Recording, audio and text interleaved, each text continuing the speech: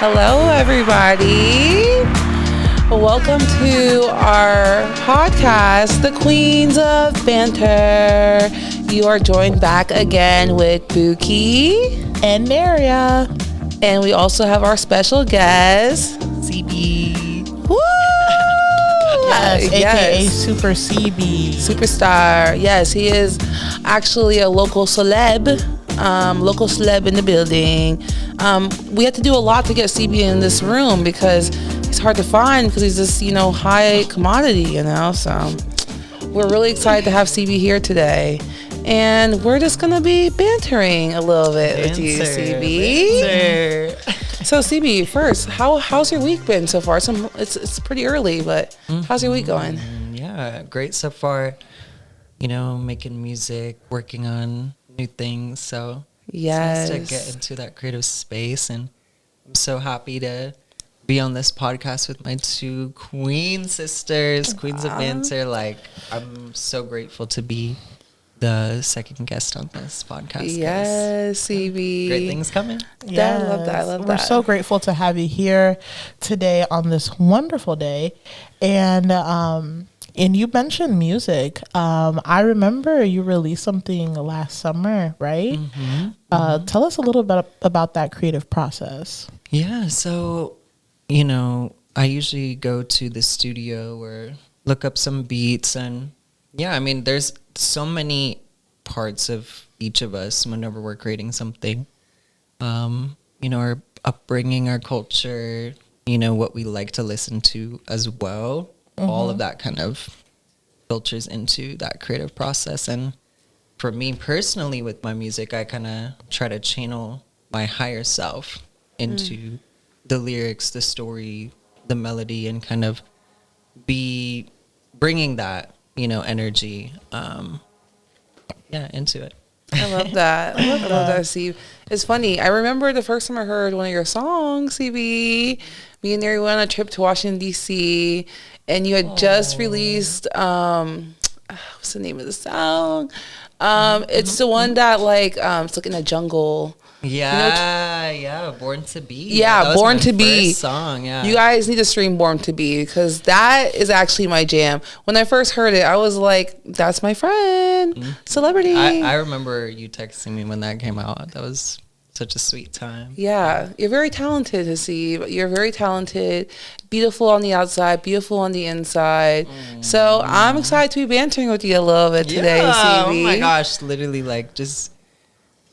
we've known each other for so long at this point, and it's like each time, it's like you're with your family. Yeah. Every time we hang out, I'm just like, oh wow, these are my sisters. We literally have our sisters group chat. Right. Yeah, we really are. We really are. It's we really have so much fun in there. We get to really express our humor in there too. Yeah. Once you get to know Hasib, hilarious, unhinged. I'd say unhinged. Just the most unbelievable things comes out his mouth. But we love it. We love it though. We love it. But yes, CB. So kind of talking a little bit more about your music. Hasib, you are first gen from Pakistani. So how did your culture also influence your music a little bit? Yeah, it took me a while because, growing up in the States, it's like maybe in the 2000s, I guess we're seen we're different than the other people. We actually have a different language we speak at home, and here we come to school, everyone's speaking English. And, there's different customs, holidays that people celebrate, and just kind of finding that middle ground of I used to hate my culture and be ashamed. People would make fun of it. Oh, South Asians, have weird food, weird smells. They look different, and, just common things that a lot of people of color experience, in any space that they may be in America. So I know. Yeah. I could definitely relate to being ashamed of your culture and trying to lie or maybe hide things about yourself. Just for example, I'm Ghanaian American, but I wouldn't bring that up in regular conversation. As a kid, I'd try to align myself with African American kids. So was there a culture a popular culture like in school that you try to align yourself with?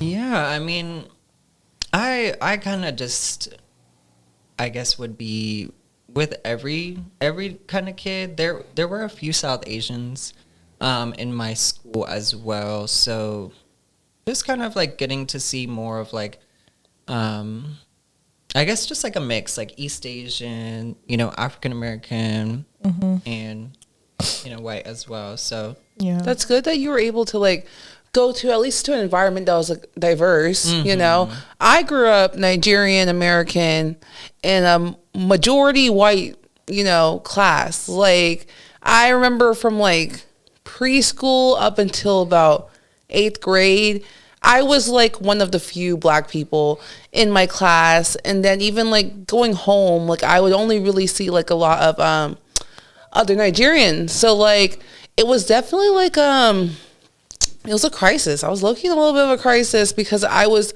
unsure about who I was, like culturally, because when I'm at home, I'm Nigerian. When I was at school, I was confused. I wasn't confused because, like, I think the kids expected me to be African American, and I was trying to assimilate as well. So I tried to fit into Caucasian cultures as well.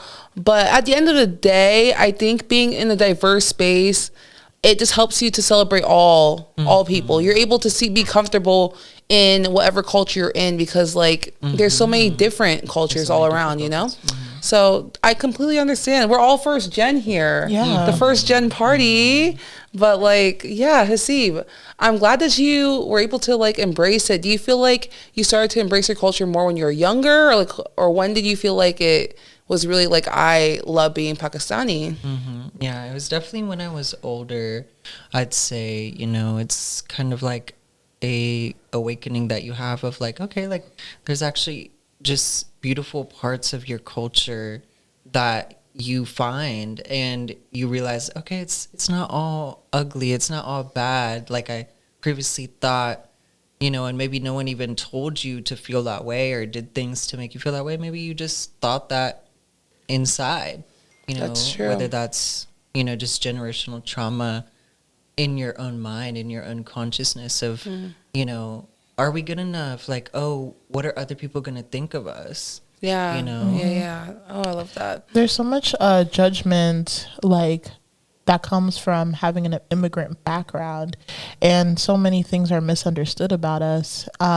Speaking on that, on top of having your immigrant background, you do consider yourself a creative. Do you feel like you had any challenges embracing that creative side of yourself being first gen? Yeah, because y'all know. No, we like know. the parents come here for a better life, so Ooh, they want you to make money. They Yeah. think money is the solution to it all, which I guess on some level it is, but a very surface level. Yeah. There's so much more like emotional needs that we all have, and in terms of creativity, creativity is kind of driven on emotion almost, Yeah. instead of like the surface level logical aspect. That's a completely different side of ourselves. Yeah. But the creative aspect is so much more internal. That's true. Like, I feel like I can understand my parents to a degree because, like, they came from this hustle culture. Like, they've seen a lot of poverty. So, like, coming to a place like America, which I don't know how they started the propaganda of America being, easy breezy, beautiful cover girl, but it's not. It's not. And they come here and they struggle for a better life, especially for like their kids.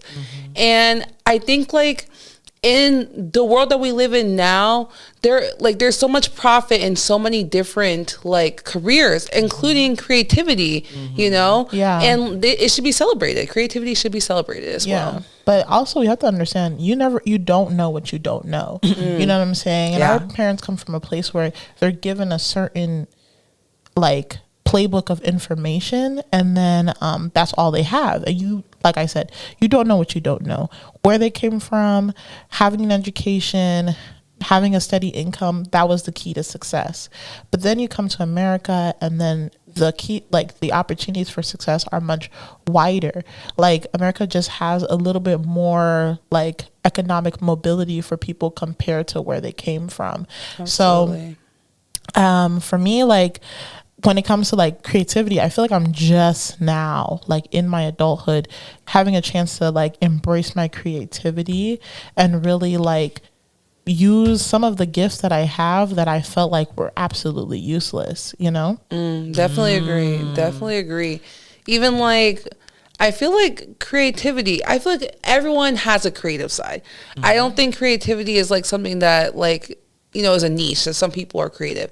I think some people foster creativity a little bit more. You know, some people, like even their families may foster it a little bit more. I went to a creative arts school and still did not consider myself creative. I was just like, just went to school to go to school, and it was like it was the only public school my parents let me go to because they're like, you have to audition to get in, so it's a private school. It's not a private school; it's a public school, but With exclusionary. with exclusions. Yeah, exactly.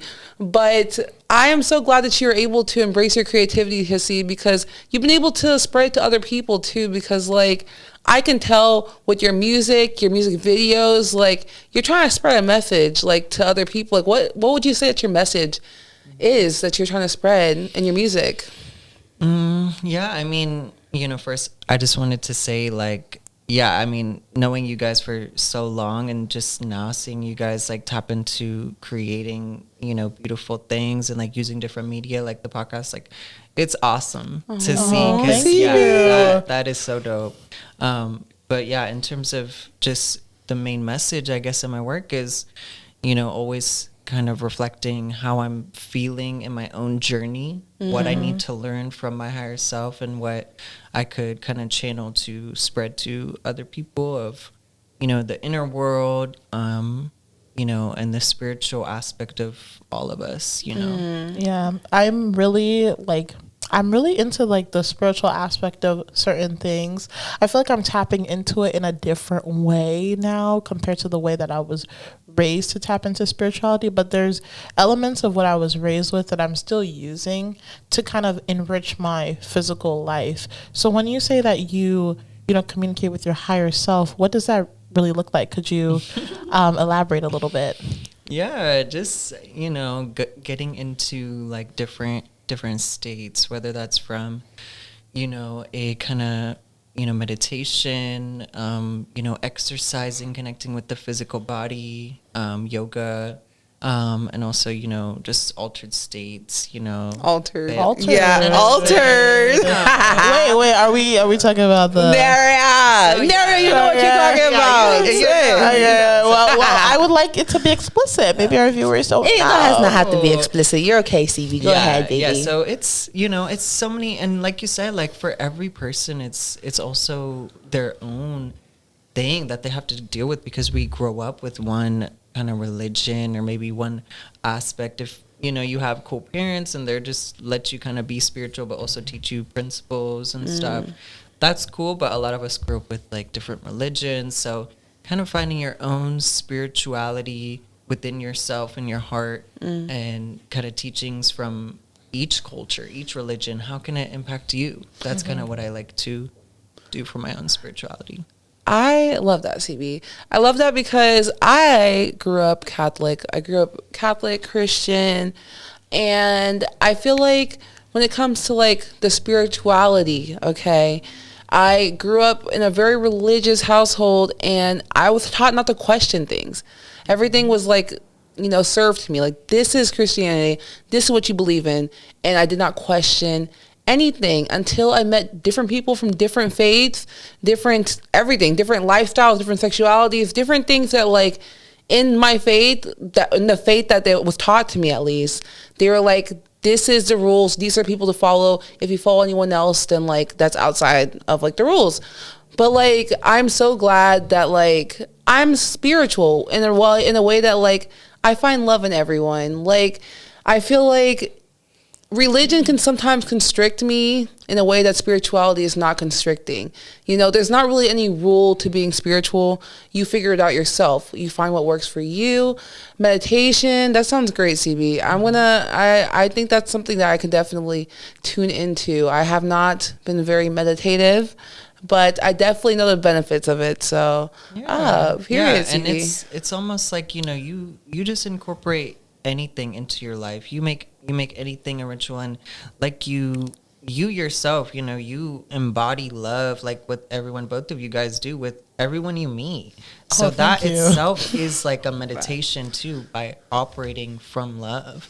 But I also wanted to say how, you know, how you were talking about how religion can be kind of so boxed in and like constricting, also tying into kind of how this education system that's kind of flawed in America kind of makes us as children lose that creativity as well, because it puts us in a box of grades are the equivalent to success. Yeah, Right. definitely That's true. a really interesting aspect that you brought up, because I went and read a book. You read a book? Yeah, it's the first book I ever read in my life, and it's called "Behold the Pale Horse." Okay, and it's a guy who leaked a lot of CIA and FBI documents. And yes, I'm getting my tinfoil hat on. Yeah, put it on. Everybody put on your tinfoil hat. Okay, this is where the conspiracies start to jump out. But basically, in these documents that he released, he put them all in this book. And there was a point in the book that had me just feeling very shaky and scared. But basically, like how the way that they educate us is intentional to keep us like brainwashed pretty much, or subservient, you know? And a lot of times, like with, you know, in America, like when it comes to like Christianity, they just use it to weaponize people to like stay like beneath a certain power, or to keep them just kind of like at bay. And it's really interesting how like things like psilocybin and mushrooms and all that were demonized, because, you know, it opens up your consciousness. And, you know, if more people were conscious, then they're harder to control. So Definitely true. it's very spooky, honestly. It's It scary is. to think about. Honestly, like you can kind of see it. Like it's very like in your face. It's just the fact that they tell you not to question it, because if you even know the redlining, where you get an education, like where you live, the type of education you're going to get is going to be completely different. Your race, the type of education you're going to get is going to be completely different. Even like sex education, where they split the boys and girls in half. And they're like, boys, like, you know, this is how you have sex. You do this, a condom. Girls like, stay abstinent, stay celibate, stay this, okay? So like, it's always going to be different education based on who you are. But you need, like, it's so important to do your own education. Like, life is literally a process of constantly educating yourself, okay? You can learn from being around other people. You can learn from listening to, you know, different videos. There's so many ways to learn. But, like, a lot of our education, you kind of have to take it into your own hands at this point. So, yes. But CB, okay, now I feel like we've talked about the music. And shout out to CB, we're definitely going to promote you, okay? If you're watching this video, please also look up CB, look up Super CB on YouTube too. That's on YouTube. S as in sexy, UPER, S as in sexy, EEBI. That's how you spell it if you're trying to find him on Spotify. Definitely. So kind of going back to like our cultures and everything. So I think we talked a lot about like, you know, things about our cultures that were kind of hard, like for us growing up. Like, what do you feel like are your favorite parts of being Pakistani? Yeah, definitely, you know, the food. The food. The food. How did I know you're gonna say that? Yeah, because I mean, we're all like foodies. We are eat foodies. well. We love. Remember like, when trying Mama food. cooked for us? Mama did cook for us. That was so Mama did good. cook, and yeah, she really threw down. Your mom, listen, CB's mom can cook. She killed it. It was so good. I might have to come back. Yeah, we might have to stop by, CB. Oh, yeah. I mean, the thing is, y'all also bust down in the kitchen. Like, y'all Neria. don't even act like... It's Neria. Neria's the best cook I know. I never cooked a day in my life. Every Neria time can- you make food, like, I'm just like, I bring it home. My mom's always like wanting to try it. Like, oh my gosh. It's, Oh, yes, CB. Yeah. I feel it. Definitely the food, you have to get behind the food for sure. Yeah. There- Buki calls cooking a labor of love. It is a labor of love. Because That's so she's the best true. cook in America. Nah, baby. Listen, everybody's the best cook, but you haven't tried Neria's food. Okay, so everybody. Okay, when on is the cookbook coming out? Neria, when's the cookbook coming out? Coming out. Actually, I love that. I love that. Business venture. Yeah. Ah, crazy. There's like, I can't cook, but cookbook coming out. Literally. I'm just trying to keep the mystery going on. Oh, whatever. Can she not cook? Like, I'm not trying to confirm or deny. And because- also, while we're here, we're going to clear up some conspiracies. Ghanaian jollof is good. Nigerian jollof is good. Senegalese jollof is good. Okay, but Ghanaian jollof is the best. I'm not even gonna go there with her. I'm not even gonna go there with It's her. the best. It's just I thought you don't understand. cook. I know what good food tastes like, and I know that Ghanaian jollof is the best. Oh. Yeah. Anyways, I don't have to argue with her because everybody already knows They know Nigeria's Ghanaian jollof is Nigeria's the where it's best. at. Ghanaian Okay. jollof is the best. I don't really like to get into pointless arguments, but I will defend my country with my life. And that's just you're gonna put your life facts. down. So two plates of jollof. If it's wrong, your life is down. I will die for Ghanaian jollof. You Okay. heard it right here on the podcast. She can die. Me, I'll die I have for it. sense. I have She sense. I won't be dying for nothing. She won't okay. die for it because it's not. It's not worth it for me, y'all. I ain't got to die for no jollof fries, baby. I can't do it. But like going back to some of my favorite parts of my culture, being Nigerian. Shout out to Nigeria, okay? Love our soccer team. We did get second place in AFCON. They lost to Ivory Coast. We did lose to Ivory Coast. Ghana's, brother. Ghana lost to everybody. They weren't even on there. They didn't even make it. If Ivory Coast won, it's like Ghana won. Honestly, Crazy. Anyways, some of my favorite parts, I think growing up being Nigerian, the weddings. I don't know if anyone's ever attended a Nigerian wedding, but it should be on your bucket list. They go big. They go hard. I was the kid who was on the ground. I don't care whose money they say it is. They say it's the bride's money. They say it's the groom money. I don't care whose money it is. I'm not dancing. I'm on the floor swiping my dollar bills, putting them in my I'm pocket, surprised running you're not away. in jail for theft. Oh. Listen, lock me up, throw away the key. If that's illegal, I don't care. I'm taking the dollar bills off the ground even till this day. Okay? If you have a problem with that, do not invite me to your wedding. If you go to somebody's wedding and you pick up the dollars and you're over like 15, get ready to get your ass beat. Perfect. Because I'm 14. I saw this girl. She did that, and the groom stepped on her hand. The groom like stomped on her hand. Hey, while she's trying to grab the money. Well, it's a good thing I'm 14. Yeah, you do. You kind of look 14, honestly. Yeah, I'm still 14, still Forever youthful, young. forever young. So, okay, listen, I'm still gonna do it. You have to be sly, okay? It's gotta be sly. But yes, the weddings also are very beautiful. Nera, what would you say some of your favorite parts of your Ghanaian culture? My favorite parts of Ghanaian culture is the language. I really enjoy how we communicate. I really enjoy just like the Ghanaian attitude. I feel like there's a certain range of personalities, obviously, but I love the fire that my people have. I love just like the music for sure. I definitely. love the attire. Kente cloth is just gorgeous to me. That's what I really enjoy about Ghanaian culture. The clothes, the music, the language, the people, just how we act. And I just love what Ghanaians are known for. We're known for just being like super friendly, welcoming, hospitable people. And I feel like I definitely embody that. Buki has jokes. But I have no jokes. I didn't say nothing.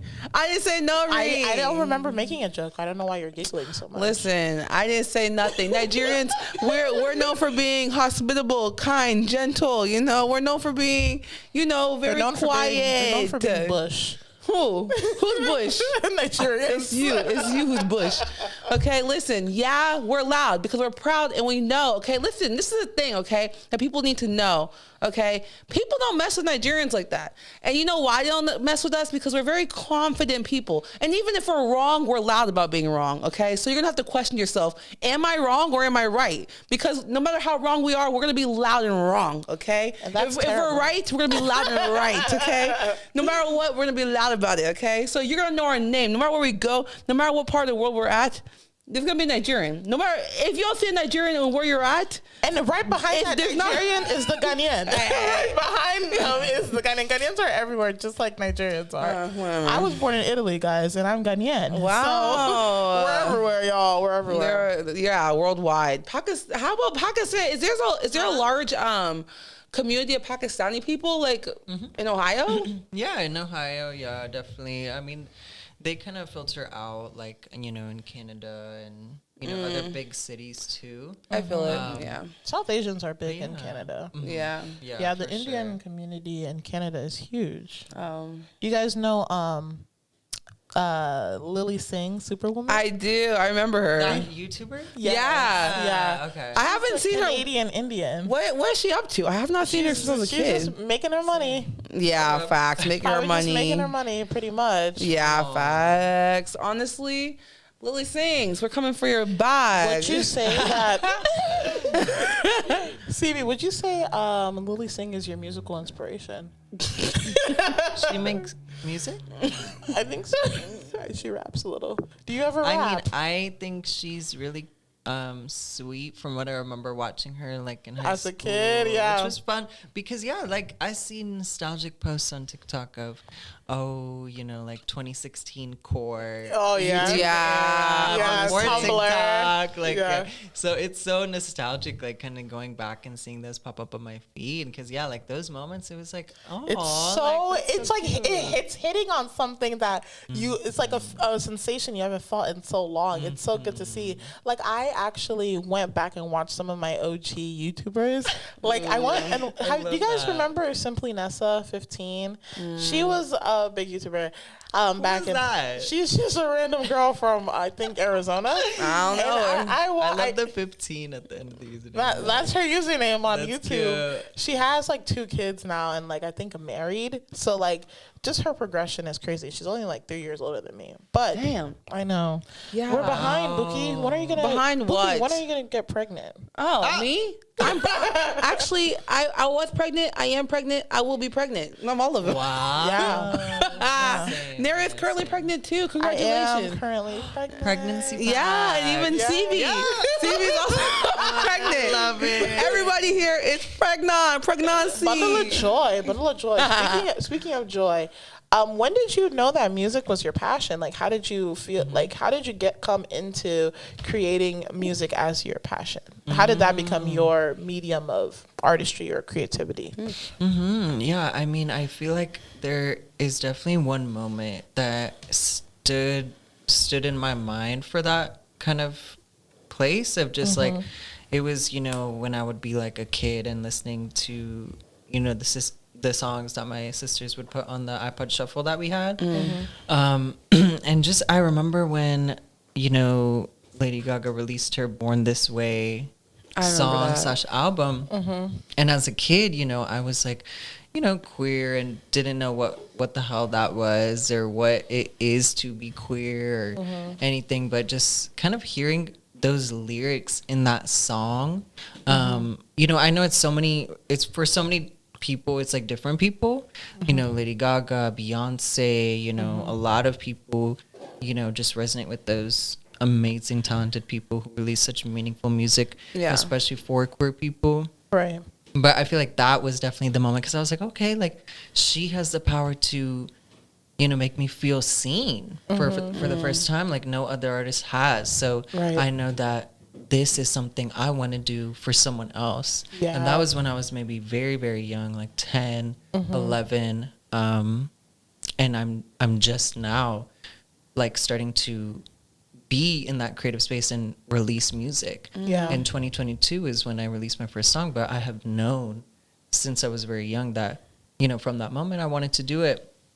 and even before that, being Yeah. able to see old VHS tapes of me doing like these Bollywood dances and just having, the you have to show spirit us of these. dance. Yeah. Yeah. Yeah, I'll have to show you all sometime. Definitely. I would love to see you break it down. Bollywood style. Oh my God. You know what's so interesting? We did talk about spiritualism, but we have to talk about that connection. Like, music can be so spiritual.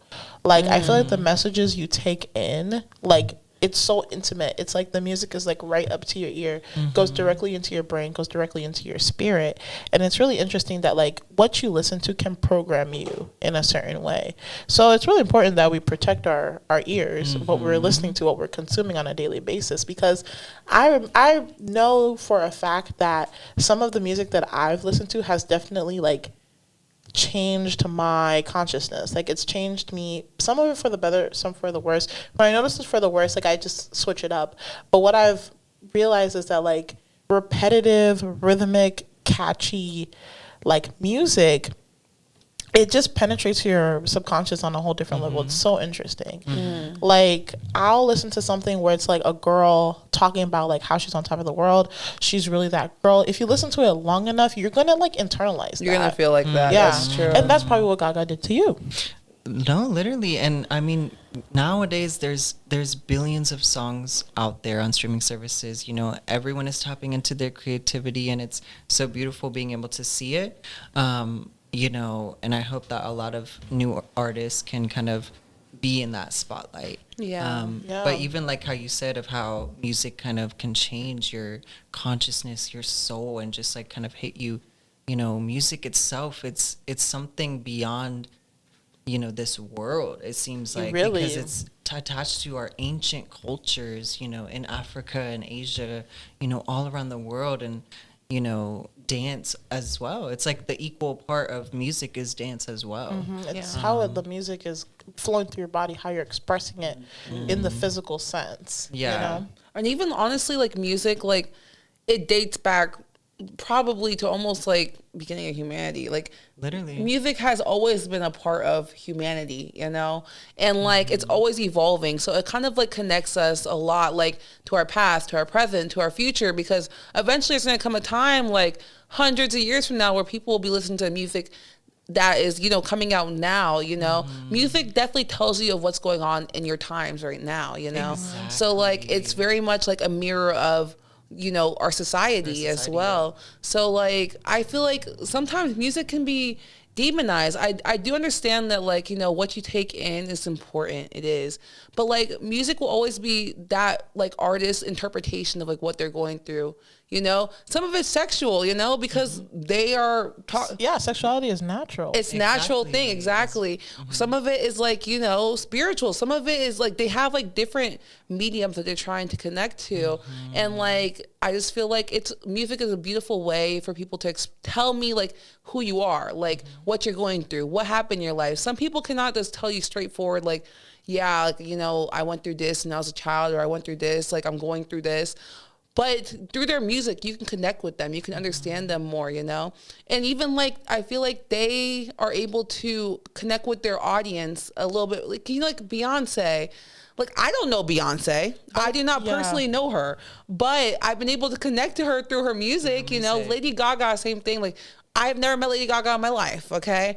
But like, you can definitely connect to them. You can understand them a little bit more based on their music as well. So it's a very beautiful process of just being a human and connecting to each other based on creativity, Yeah, shout out to 16 Carriages. I listened to, I know, right? I listened to somebody's interpretation of that song, and it's just so painfully beautiful. Like, it's insane. It makes you feel. It does make you feel. Yeah, like, not only the lyrics, but the actual, like, instrumentals behind it, the way it like erupts at certain points, it's just really pulls something emotional out of you. It's crazy that music has the power to do that. And I think that's why, like you mentioned before, like a lot of times music gets demonized because the powers that be know exactly how powerful it really can be. Yeah, you know what I'm saying? Definitely. Especially with someone as powerful as Beyonce. I love that she's kind of reclaiming these genres that are so Whitewashed. deep and whitewashed and originated, within Black America. Exactly. Yeah, exactly. A lot of the music that is popular and like considered white today was inspired or created by Black people, including Rock and roll, country, house, like pop. Like a lot of those beats can definitely be traced back to Black people. And we have appropriators like Elvis and the like, who've taken credit for those things and made them mainstream without giving the proper credit to the people that originated it. Definitely. And like, I don't mean to go back to like the Grammys and stuff like that, but like, it's just really saddening. Like when I think of Beyonce, that's probably like, like, or even like, there's so many other artists like beyond Beyonce's, like, Rihanna as well. There's Sierra. I mean, even beyond them, like who were we just talking about? You feel like, oh, she looks so beautiful now. You got fast car. That girl. What's her name? No one? Ooh, Tracy Chapman? Yes. Tracy Chapman. Yes. Oh, I remember that song when it came out, invoked so much emotion in me. So like there's so many there's just so many different genres that Black people have been able to be very successful in, but to give them their accolades, it just almost feels like it's deserved, it's needed, but it won't be given. Yeah, it won't because be the powers given. that be do not respect Black voices. Yeah, and facts. that's why we're kind of creating our own new world, where we're gonna reinvent our education, we're gonna reinvent these award shows, but really what it means to be creative, and we're a part of building the new America. Absolutely. That's what I talk to about my besties Key, Jay, like on the phone. Shout out to Key, shout out to Jay. Literally, Love you guys. literally.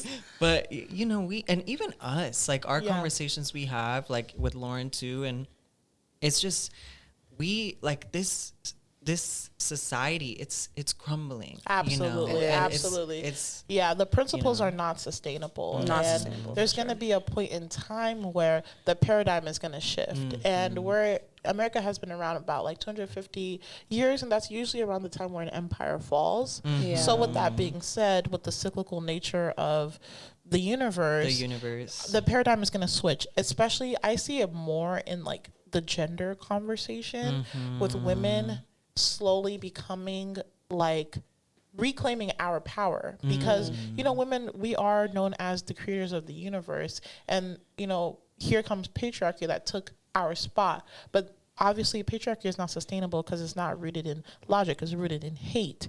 So with that being said, I see a lot of the paradigm shifting with women, a lot of women like divesting from motherhood, divesting from marriage, and relationships, exactly. And that's going to have an impact on our society. We already see that in Korea. There's a lot of women who have opted out of traditional motherhood and traditional marriage, and it's left their culture to kind of like pick up those pieces. So there's always going to be a time of reckoning.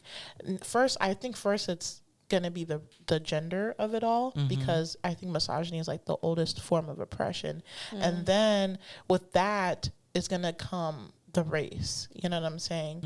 Because once we see that type of progress, because the world is split pretty much like in the binary man and woman, and then later on our background. So I feel like first gender, then our races and ethnicities will, the power will be rebalanced. That's true. And that's the intersection. There's so much intersection that comes with being a human. Like exactly. Me, like, like we're all people of color, but we've all lived, different experiences. Definitely. Yeah.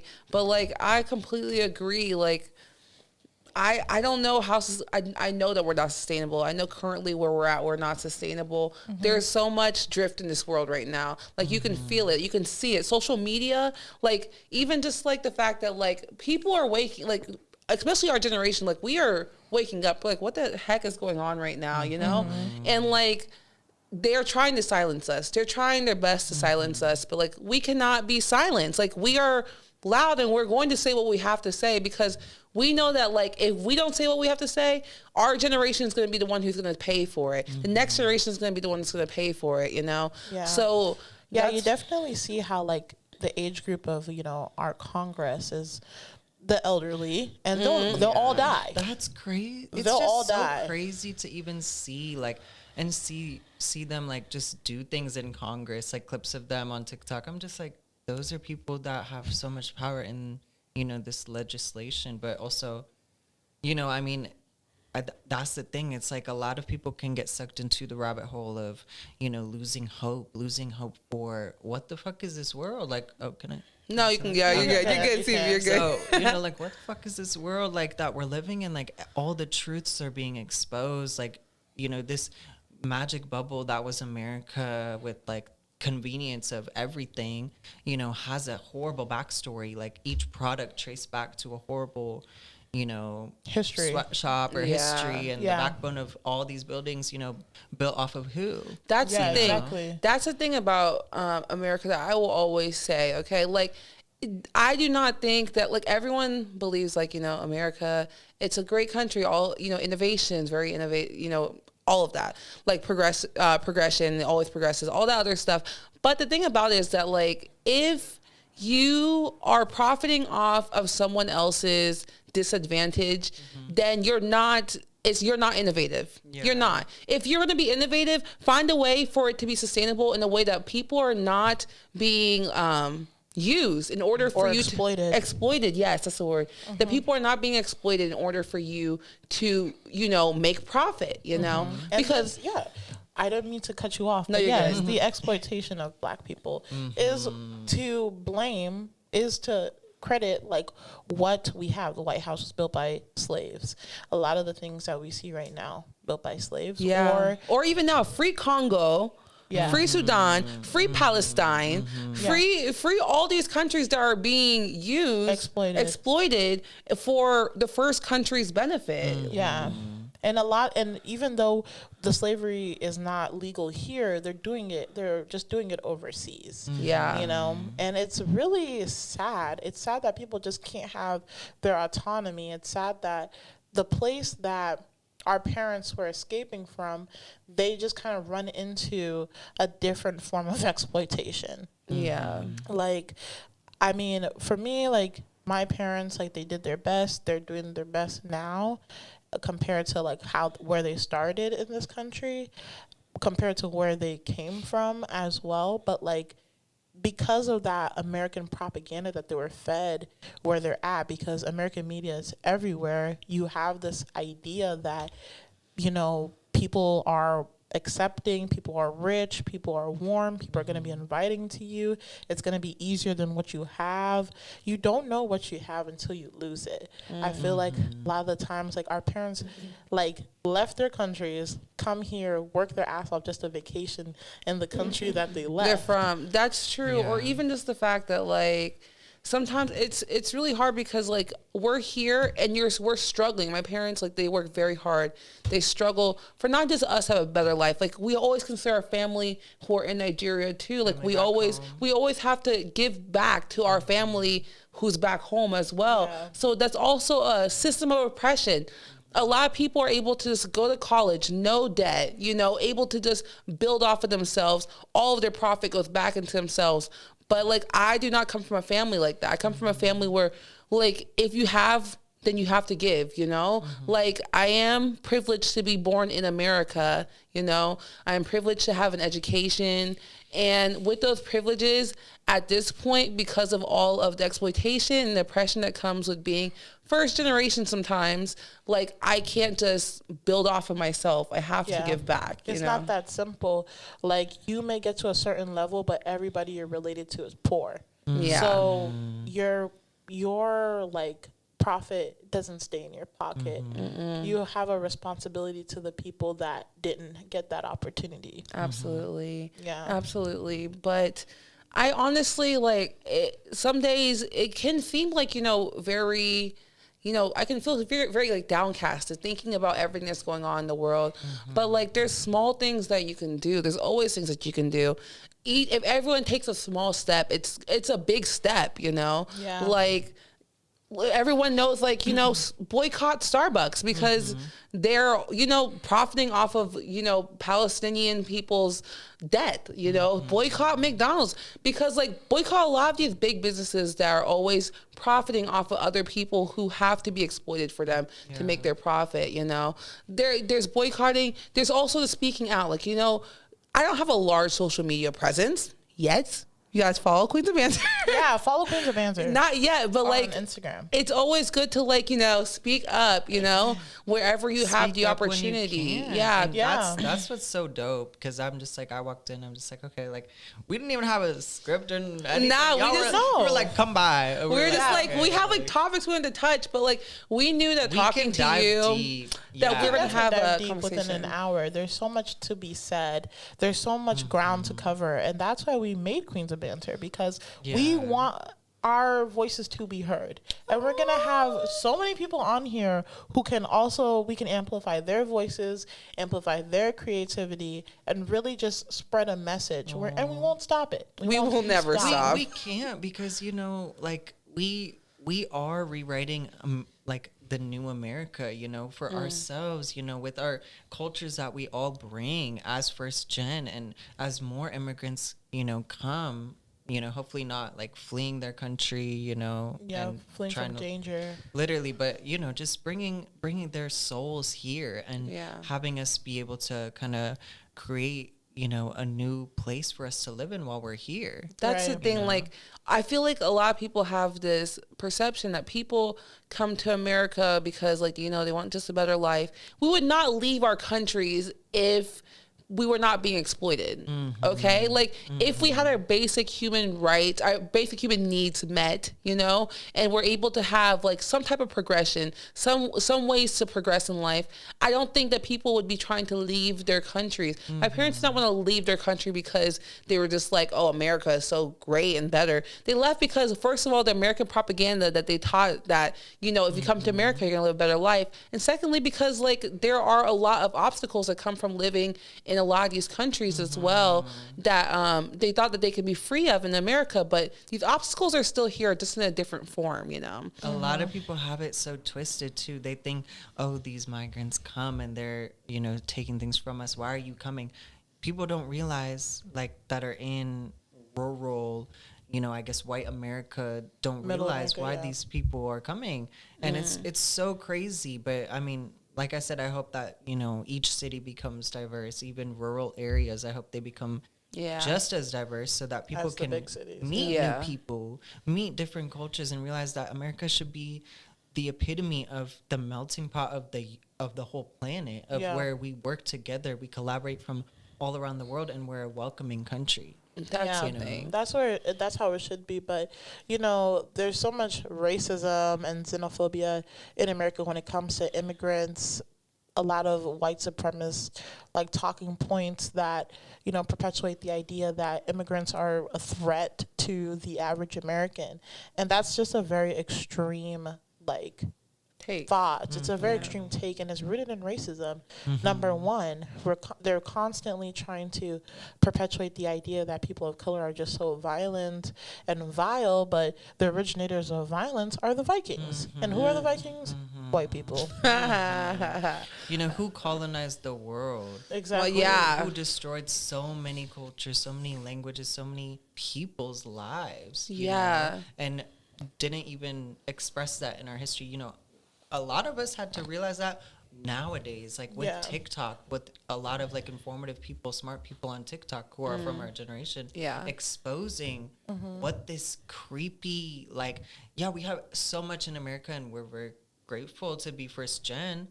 Like, we have a lot of things for our convenience, and a lot of the times our life is safer here, better here, but it's so creepy to think about what was really like, how was it all like kind of, what's the roots of everything? I think a lot of it's a dark history. It's a very dark history, and I think there's also this illusion of America being safer than a lot of countries outside of it, especially with the way our gun laws are set up and the way that crime works in America. I just feel like there's this idea that you're better off here, even to actual Americans, that like you're safer here, and then they tell immigrants like you're better off here as well. But there's so many other countries that they don't don't have a bunch of propaganda, so we wouldn't know that the people in the Netherlands are like the happiest people on earth, and we wouldn't know that in Luxembourg everybody is, you know, if you get pregnant you get to stay home for like 3 years straight paid. That's awesome. We don't know that. Yeah. You know, they keep those sorts of things from us, and they really shove down our throats that we are better off here and we shouldn't leave. But honestly, like, sometimes I get that itch, like maybe I should be an expat. Let me pack up my bag, lay my head down in Ecuador or something. Because sorry. No, you're good. No, Go ahead. So, you know, I did bring this up to, you know, one of my friends, Jay, you know, and, you know, she does mention how, like, what really stuck by what she said is how, you know, like, yeah, it would be so easy and so nice to like leave, you know, but like at the same time, what are we leaving behind? It takes so much courage. Could you imagine your parents? They made those decisions. I think my mom made that decision younger than me. She married my dad and he whisked her off to Italy. I mean, but for them, I think it just comes from such a desperate place. Like, I would do anything to get out of here.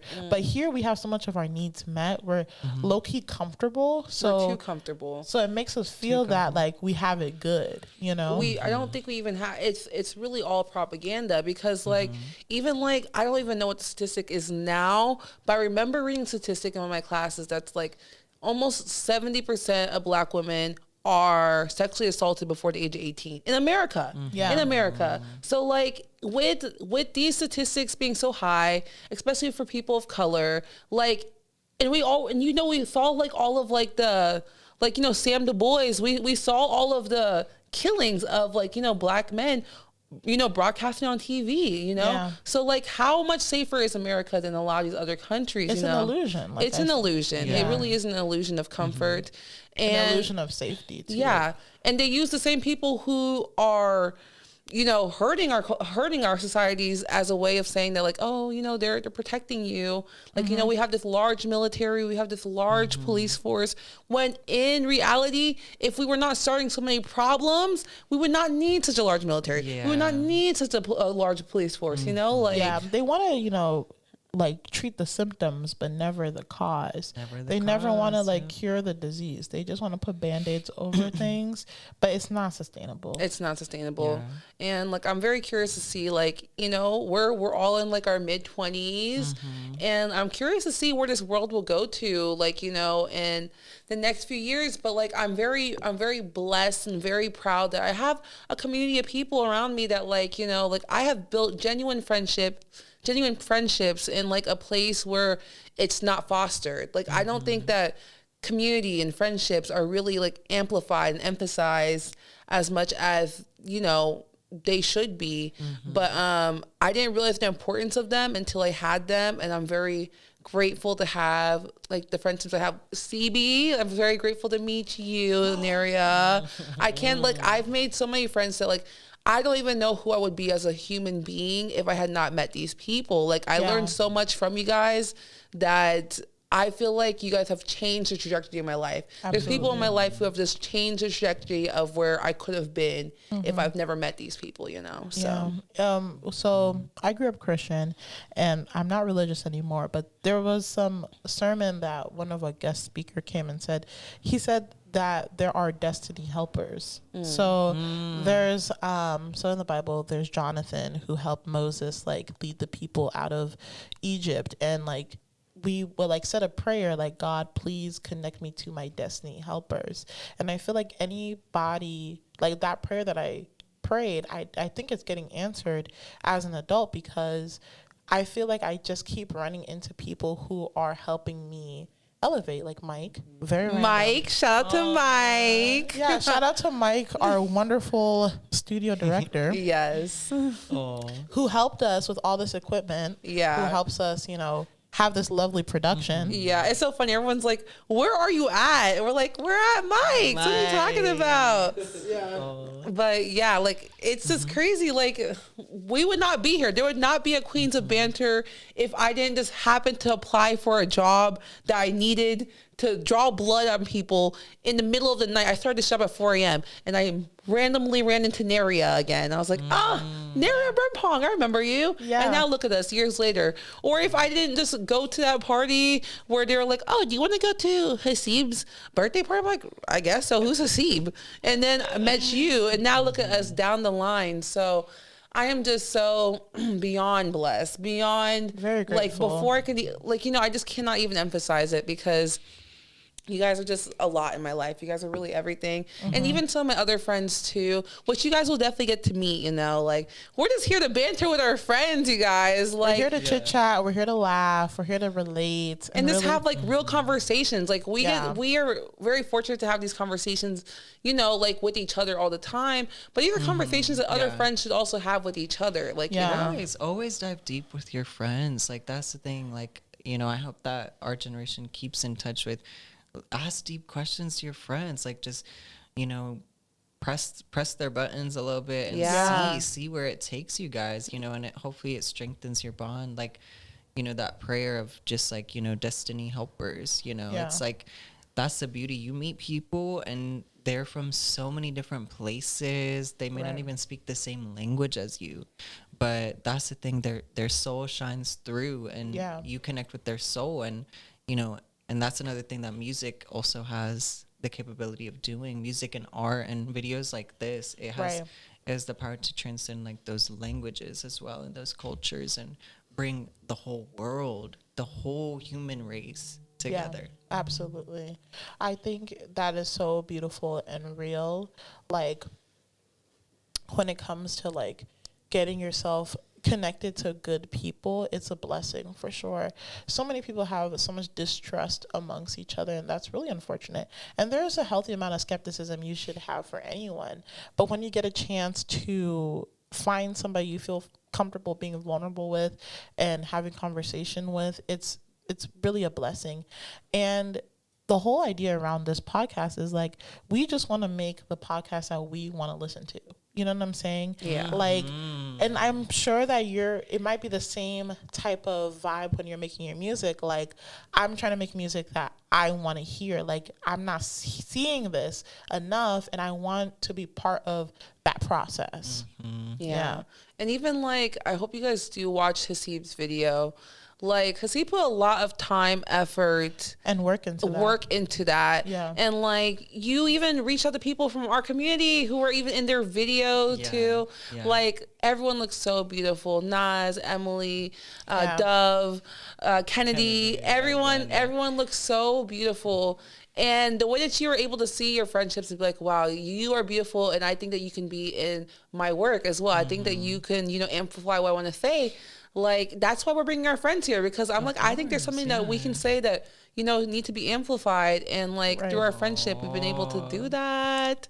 So this is awesome. Like, I know that this is just like the beginning of something so great for us three. You know, we're young, we're in our 20s, and we're embarking on a journey. And even, you know, music and writing songs, but also even just speaking on a podcast, each episode and each song release, like, it's like you're on this journey, but it's your journey of you, it's your journey of your soul, it's the journey of other people, it's the journey of the world itself in these conversations. Right. But it's all part of the creative process that I hope everyone can tap into, even if they're like some logical square type person who loves like math or something. Like, get creative with there's it. something. You can still be creative with math. Of course. There's so many innovative things we have right now thanks to mathematics. So no matter if you have a scientific analytical brain, which we all do. Yeah, all three of us do. We all have like a scientific background, whether it's technology or like biology or psychology. We all have that in our wheelhouse, and it's really interesting how that gets expressed like in our creative world too. I agree. Yes, but I'm glad that, like, honestly, I do feel like that background does help me to be creative. Like, learning neurobiology, I was like, what the hell is this? I was like, I guess this sounds sexy. I'm gonna take that, I guess. I'm trying. You know, but like learning neurobiology, there was a lot of things. I'm like, I still don't even know what the hell they were talking about. But there were things that I was like, okay, like I feel this. I relate. I can see, like, I can understand a little bit more about the human behavior, the human experience based on that as well. So like there is art and creativity in everything. Absolutely. In everything. Like you can go anywhere and find art. You can find beauty in anything, you know? Right. So like I feel like never tie yourself down to like, this is my one thing. This is who I am. Like your career should not be who you are. One thing is not who you are. We're all conglomerations of a lot of things. Like it makes us who we are, you know? So yeah, I mean, I think this is like around like where, first of all, before we end the podcast, actually, I would just want to say thank you so much, Hissy, for coming in. You know, like I really feel like it's not we do love to kiki. We be bantering. Y'all know that. Y'all know we be kikiing. But like this conversation has really been one of my favorites as well, because like we were able to have like a candid conversation where we were able to like actually discuss things that affect us in our everyday lives, and also like just things that like, you know, people don't always talk on and that are told that, you know, you should silence, you know. But yeah, you, CB, have really helped us to like just open up a little bit. You're always opening us up, you know, finding the shell and cracking it. CB loves cracking the shells a little bit. Yeah, for sure. And we know, Nara, you also love cracking shells, eggshells, because she's Ghanaian. But yeah, not crack the egg, CB. Yes, I'm so glad CB's in on that. But yes, thank you all for coming today for our episode of Queens of Banter. Join us next week. Every Wednesday we'll be, you know, coming to you. But we love you guys, and Queens of Banter signing out. Anything for you, Maria? Bye, everyone. Bye. Love you guys.